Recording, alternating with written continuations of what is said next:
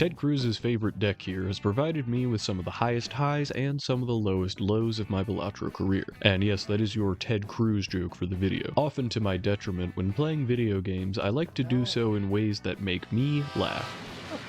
I will throw a run if I see Showman in the shop. The Zodiac deck is interesting because on lower stakes, it might be one of the silliest decks. Once you get going, this deck makes it very easy to keep going with the value it provides. You start off the game with the Tarot Merchant, Planet Merchant, and Overstock vouchers already redeemed. And herein lies the problem with Zodiac on higher stakes. You have a Planet Merchant. According to the math found on the wiki, this combination of vouchers makes you see, on average, more jokers than without. Though it would be more accurate to say that Overstock, despite the presence of the other two vouchers, does this. Now question, if this is the case, why am I so bad? Checkmate, liberals. I swear, on higher stakes between the rentals and all the goddamn Neptunes, the first couple antes on this deck feel more resource deprived than others. Despite what the folks over at Big Fandom want you to think, you may well find yourself starved for scoring jokers for a little bit. In the first couple antes, it is perhaps most important on this deck to be open to alternative ways to score. Maybe you really need to pick up that Empress or Hierophant. I'll pretty much always take a Saturn or Jupiter if I see it in the first couple shops just to squeeze through those first two antes. I'd gotten perhaps a little too comfortable letting my eyes glaze over those make three of a suit tarot cards. Take it into a blind to guarantee a flush. That's usually better than the nothing that would have been accomplished with that shop roll otherwise. Some decks provide econ, some make scoring easier. The only benefit Zodiac provides though is augmenting the shop, so it takes a bit to really feel its effects. Before you have money, you know, the thing that lets you interact with the shop, the deck might as well have no effect. So you really gotta take what you can get. But man, once you get past the early game and really get off the ground, you can go on these long shop reroll chains where you pick up multiple Hermits, Temperances, and Defoolses. On top of it being very entertaining to push button make noise, this enables quite a bit for you, and it goes a little deeper than Fortune Teller and Constellation. But Fortune Teller and Constellation also. Fortune Teller is terminally mid, but the fact that it scales retroactively is nice. It's a solid choice for Molt on this deck. Not much else to talk about there, so I'll move on to some of the more interesting stuff. A technique you'll certainly use on this deck all the time, even if by accident, is something I'm gonna label consumable blocking. If there is a tarot or planet card currently showing on the screen, it will not appear again in packs or the shop. Whether it's in a consumable slot or currently in the shop, that is the only instance of that consumable you can be shown, sans Showman.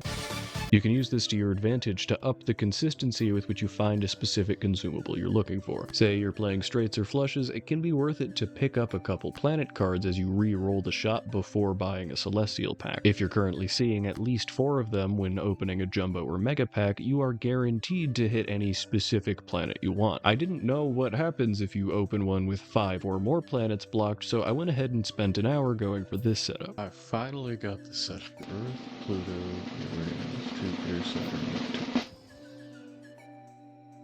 Interesting. Note that I did not come across a Showman this run. My guess as to what's going on here is that this pack didn't actually roll any Plutos, that it pulled from the remaining options in the pool and then the game just defaults unavailable planet to a Pluto. A real scientist would do it again to get more data and confirm this hypothesis, but I can't afford a degree, so this is good enough for me. Consumable blocking is also why, when using blue seals, you generally want to consume the planets before you proceed to the shop in case you get shown another one. If you're doing one of the unlockable hands like 5 of a Kind or Flush House, this does add more possibilities to the pool, which makes blocking weaker, but it's still generally worth it to keep in mind. It's a small optimization you could do on any deck that might make you more likely to find a Hermit when you need it or something. And if you're picking up consumables you don't need to use anyway, let me tell you about Campfire. You ever use this shit? This might be one of my favorite jokers now. On this deck, combined with the clearance sale, reroll vouchers, Campfire feels like cheating. Even though it resets after every ante, it scales off of selling consumables, which you'll come across in abundance on this deck. It buffs the ever-loving balls out of the Emperor and High Priestess as they sell for twice as many triggers, and with the clearance sale voucher are actually free when bought from the shop. It reads as intimidating because you have to feed it every ante, but it becomes worth it in my eyes after only 4 consumables, which once you're online, you can do many times over in a single shop. It also scales off of selling jokers, but that that seems a little bit less applicable. Sometimes you will find yourself with a flex slot, in which case the jokers that do something either in the shop or upon being sold provide a little extra value. Actually, now that I think about it, I can imagine a crazy line where you buy Hallucination, get the sell triggers off of what it creates from the packs, and then sell Hallucination. Don't do that though, because you don't need to. Think of Campfire like the X-Molt version of Red Card. You gotta spend 9 to get it, and then more on the consumables before it does anything for you. Sure, Red Card doesn't reset, but it's still something that you want to keep scaling every shop when you can. Another joker that I never made much use of before diving into this deck was Astronomer. Constellation is a very strong joker in general, and the two of them just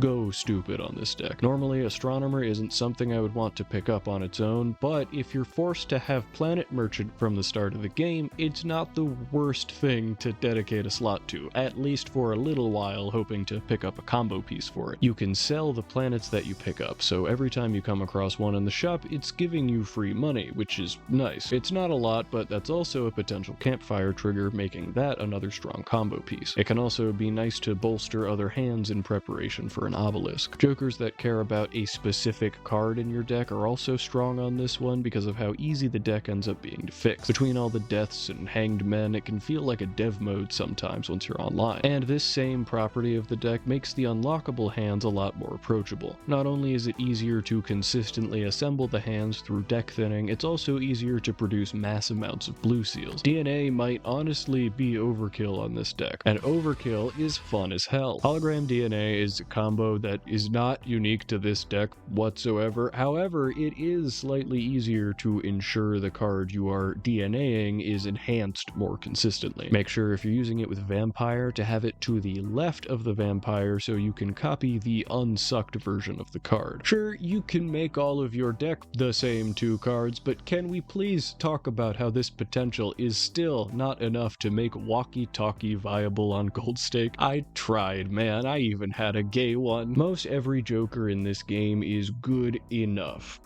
Even Ancient Joker. But man, Walkie Talkie feels just barely not good enough for Gold Stake. I got all the way through to the Violet Vessel before perishing tragically. To be fair, it would have potentially beaten a different blind, but even so, I feel like this is like a pretty good setup for it, and it was a struggle all the way through. I would pretty much always prioritize taking the Overstock Plus, Tarot Surplus, Clearance Sale, or Reroll vouchers if you can manage. If you're going all in on the shop anyway, these vouchers combine really well with each other. Each one makes the others more impactful. Only get the Planet Surplus if you're elbow deep in Constellation anyway. Due to how spammy you can make the shop, Flash Card can get pretty huge, and this is further aided by those aforementioned vouchers. If you're likely playing around all these consumables anyway, the various enchanted card jokers become even easier to make use of. Make a bunch of lucky red seals for the Chad Cat build, although I prefer the Cat Hakanachi variant myself. Driver's license is light work, just make sure you don't use it with Vampire. You want to make sure you use Vampire too though. Make a bunch of stone cards, I don't know, nothing matters and we're all done. I see this deck as a nice French omelet, you know? When successful, you are riding high. This deck can pop off like few others. When successful. This deck also fizzles out like few others in my experience. Zodiac's early game might be one of the weakest. That's not the play hand button. Again, its modifiers are only shop-focused vouchers, and one of them is Planet Merchant. Sure, it's no -1 hands per blind, but it is more often than not an active detriment that you have to work around, even if it's something you could turn into a benefit later. That's where I see this deck situated among its peers, sacrificing consistency in its early game in favor of guaranteed value for the late game. If I'm going for a specific challenge or experimenting with some mechanic, I'll probably do it on a white stake Zodiac run. Gold stake putting a chokehold on your resources makes the early game on Zodiac feel even less stable, and I really wanted to up my consistency there. My main takeaway was that since you might not be shown the scoring jokers you need, use the cards you are shown. If the best thing I can get out of the first couple shops are some bonus cards, I guess I'm doing bonus cards. You really gotta adapt to what you're shown in the early game. In this sense, the deck embodies the true spirit of gambling, like a French omelet. I really gotta rethink these food metaphors.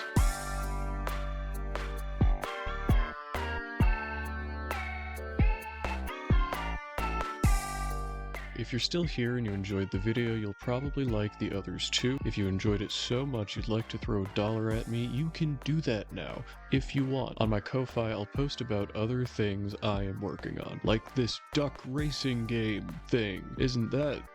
Whoa, you know you want to know more about that. That's my Ko-Fi pitch.